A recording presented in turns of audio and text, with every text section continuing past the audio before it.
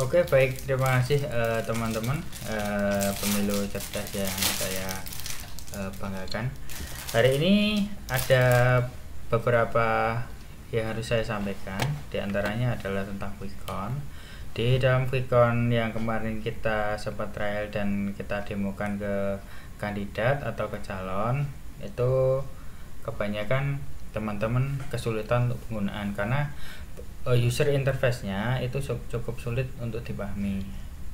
Dengan didasarkan itu, maka kami dari tim IT pendukung pemilu cerdas berinisiatif untuk membuat fitur yang baru atau versi yang baru. Nah, versi baru ini yang pertama tampilannya lebih simple, lebih enak dipandang, dan lebih interaktif. Nah, ini tampilan utama untuk login untuk quick count yang baru, versi baru atau versi 2. Kita sampingkan dulu yang versi lama. Ini untuk tampilan, saya jelaskan dulu. Tampilan seperti ini untuk login, ini login admin atau login dari kandidat atau tim ses atau aspre-nya si calon. Sama nanti untuk user kita berikan user yang default dulu sebelum nanti bisa diganti dari masing-masing calon atau tim ses pusat. Nah, ini login untuk admin. Untuk tampilan admin yang pertama seperti ini bersama, cuman ya di samping kiri menunya agak lebih simpel daripada yang kemarin, dan jumlah suara dan tiap nomor urut sudah tertera langsung di paling atas. Ini juga bisa di full screen teman-teman kalau nanti kandidat mau nobar atau nonton bareng bagaimana hasil suara secara live, ini bisa di full screen. Tapi untuk di handphone ini full screennya nanti agak mengecil. Kita coba untuk yang di handphone. Jadi saya harapkan untuk nanti di kandidat atau di calon untuk nobar tetap pakai komputer atau pakai laptop, karena kalau dashboardnya atau adminnya dikelola dengan HP nanti tampilan agak sedikit berubah. Nah, untuk tampilan HP nanti seperti ini kan tidak begitu baik. Nah, ketika di full screen dia akan seperti ini. Nah, saya harapkan nanti teman-teman memberikan saran pada tim ses atau tim kandidat supaya nobarnya atau melihat perhitungan cepatnya menggunakan laptop atau komputer. Lebih baik lagi dengan nanti proyektor secara live dengan tim ses di pusat.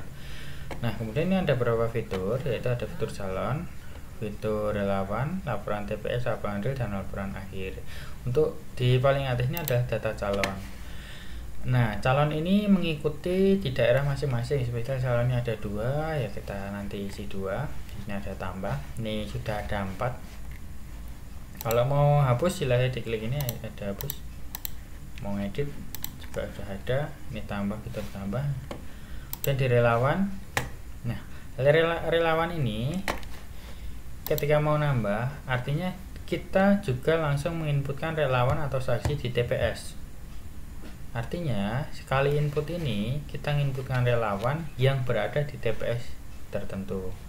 Misal kita klik rias, kita anggur 22 alamat. Nah, alamat ini alamat di mana TPS itu berada. Misal TPS itu ada di desa Jerman, saya tulis desa Jerman user. Nah, ini user untuk loginnya si saksi ketika nanti mau ngisi atau mau inputkan perolehan suara. Ini mungkin relawan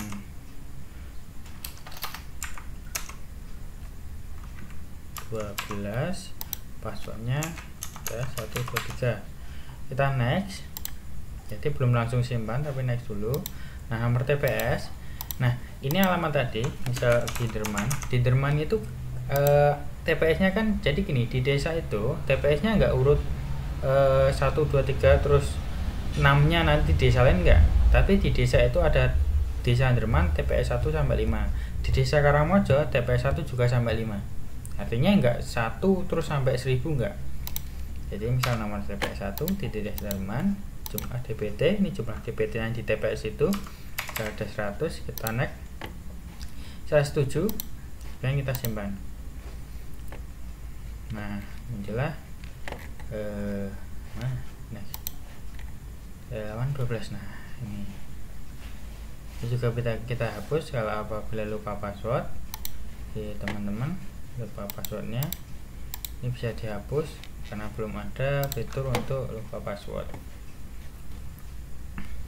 Dan ini untuk relawan, setelah kita inputkan relawan dan TPS nya, ini nanti ada laporan TPS.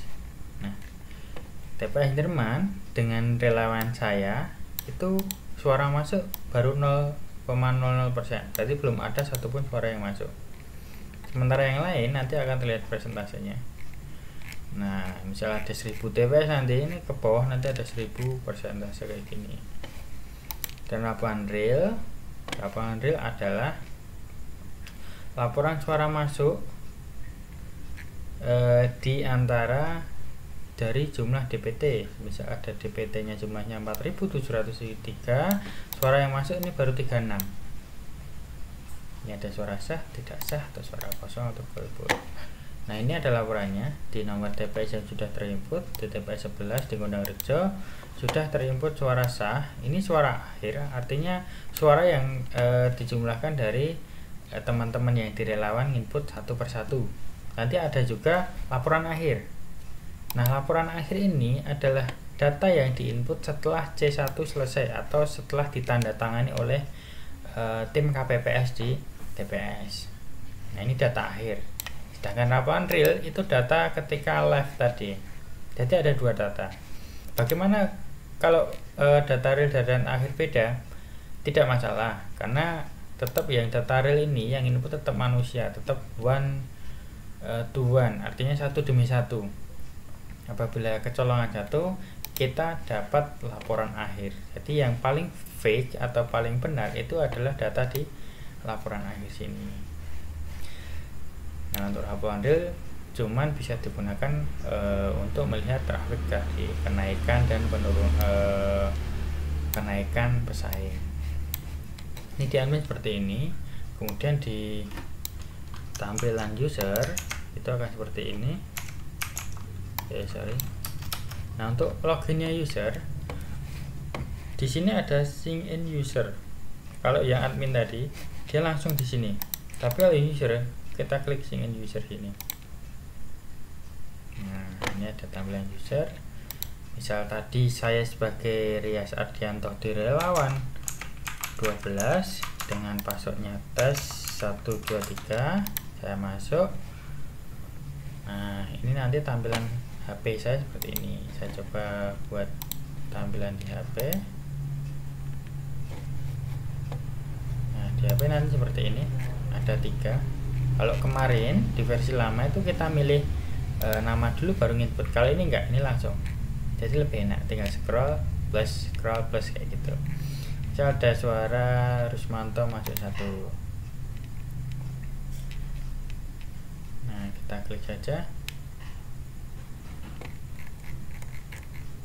Bentar, mohon maaf ini koneksi agak lama. Ini klik 1, sekali lagi klik 2. Nah untuk di komputer memang nanti ada reload seperti kayak gini, tapi nanti untuk di HP dia langsung diklik langsung nambah. Nah di dashboard atau di adminnya nanti akan ada penambahan jumlah suara seperti itu. Nah untuk data akhir atau data C1 atau data yang sudah ditandatangani oleh petugas di sana atau data hasil akhir, dia dimasukkan di sini. Nah sini dari calon 1, calon 2, calon 3, calon 4. Suara rusak berapa, suara kosong berapa. Keterangan ini bisa diisi ketika DPT bertambah atau berkurang. Semisal di TPS 12 atau di tempat saya, TPS yang saya tangani itu ada DPT baru yang masuk atau DPT pindah, atau yang baru merantau tapi dia baru pulang, kemudian dia belum terdaftar di DPT lokasi itu atau di daerah itu, kita bisa tambahkan keterangan DPT baru 1 orang dengan nama siapa, alamat mana, kemudian keterangannya apa. Misal keterangan baru pindah Ini nanti bisa dijadikan acuan supaya tidak ada informasi yang masuk kepada tim ses di pusat, sehingga apabila ada DPT baru, tim pusat juga tahu ada DPT baru di lokasi tertentu. Nah, seperti itu teman-teman. Mungkin perbedaannya yang paling mencolok di antara quick-count yang lama dengan yang baru. Kalau yang lama dia tampilannya agak ribet atau agak banyak tombol-tombol dan menu dan layout yang panjang. Yang baru kita lebih interaktif dan mudah untuk dipahami orang awam. Di sini kalau mau ganti menu juga bisa. Nah, ini bebas ini. Ini juga bisa ini diganti yang putih atau yang hitam. Kalau brand ini yang ini nanti. Tapi kalau ini klik nanti hilang logonya. Oh sorry, enggak hilang. Hilang, enggak masalah ini. Nah, seperti ini. Kemudian perbedaan berikutnya yang paling penting yaitu masalah database. Kalau kemarin kita pakai Firebase, kita nggak berani menangani jumlah DPT lebih dari 1 juta suara, karena biayanya yang kemarin harganya segitu hanya mampu untuk sekitar 90 juta transaksi. 90 juta transaksi itu yaitu 1 juta DPT. Kemudian kita berinisiatif membuat sistem baru yang tidak menggunakan Firebase supaya budgetnya tidak over. Kita buatkan sistem baru yang sistemnya hampir sama seperti Firebase atau Firebase milik kita sendiri, mungkin baca gitu, cuman dengan nanti budgetnya minim. Akan tetapi untuk budget Firebase yang minim yang kita ganti dengan sistem baru itu harus menambah kapasitas kekuatan server. Artinya harga sama tapi dengan menggunakan sistem sendiri, dan yang kemarin menggunakan sistem orang lain atau Firebase atau pakai Google dengan memberatkan biaya ke sana. Maksud saya yang saya sampaikan, kalau mungkin sulit dipahami, mudahnya gini. Kita ada dua sistem. Pertama, sistem kita ini yang model versi lama yang pakai Firebase. Ada dua sistem kita dan sistem Firebase. Yang menunjang paling banyak adalah Firebase karena servernya miliknya Google. Nah, biaya paling mahal berada di Firebase-nya. Nah, sedangkan yang baru kita ada juga dua sistem. Yang pertama sistem kita, yang kedua juga sistem kita. Sistem pertama dia menggunakan server yang harus besar, sedangkan sistem yang kedua ini gratis. Artinya dua perbandingan versi lama dan versi baru sama-sama menggunakan biaya yang sama dengan sistem yang berbeda. Artinya tetap biaya bisa kita tekan dengan biaya yang sama seperti kemarin. Mungkin seperti itu. Kalau ada pertanyaan silahkan ketik di kolom komentar atau di chat yang sudah tersedia. Untuk pertanyaan lain bisa hubungi tim teknis yang sudah ada nomor di bawah atau di chat. Nanti kalau belum saya share juga, sehingga nanti teman-teman kalau mau trial silahkan menghubungi tim teknis dahulu. Bedakan antara trial dan demo atau presentasi. Kalau trial kita baru nyoba, baru latihan, biasanya H-1 atau H-2. Jangan langsung tiba-tiba di depan si calon kita langsung trial. Usahakan bisa dulu baru demo atau presentasi. Bedakan dua bahasa itu, trial dan demo. Kalau demo itu mempraktekkan atau mempresentasikan. Kalau trial itu baru nyoba. Usahakan teman-teman trial H-1 minimal, H-2 bagus, H-3 lebih bagus. Kita trial dulu, nanti hubungi tim teknis, kita kasihkan akun supaya untuk bisa mudek-mudek dan tanya jawab sebelum kita presentasi. Nah, untuk presentasi mohon untuk memberikan jadwal presentasinya kepada tim teknis, sehingga nanti ketika presentasi sistem tidak digunakan oleh orang lain. Karena untuk sistem kita hanya ada satu untuk quick-count-nya. Kalau yang ultimate kita ada 7, 8 dengan milik saya sendiri pribadi, juga siap nanti kalau mau trial atau demo. Kalau yang trial segera hubungi dulu, kalau mau demo silahkan dijadwalkan dengan tim teknis sehingga nanti performa kita atau power kita ketika presentasi lebih bagus. Mungkin seperti itu teman-teman. Apabila ada pertanyaan langsung saja ke tim teknis atau ke tim pusat untuk diteruskan ke kita. Semoga nanti berjalan dengan baik untuk recon, untuk Ultimate, dan untuk aplikasi-aplikasi pendukung yang lainnya. Apabila ada usulan dari teman-teman silahkan langsung ke tim teknis, nanti kita pertimbangkan. Kalau itu berguna nanti bagi kita bersama, kita kembangkan. Terima kasih, selamat berjumpa lagi di pertemuan berikutnya atau di Zoom atau di meeting-meeting berikutnya.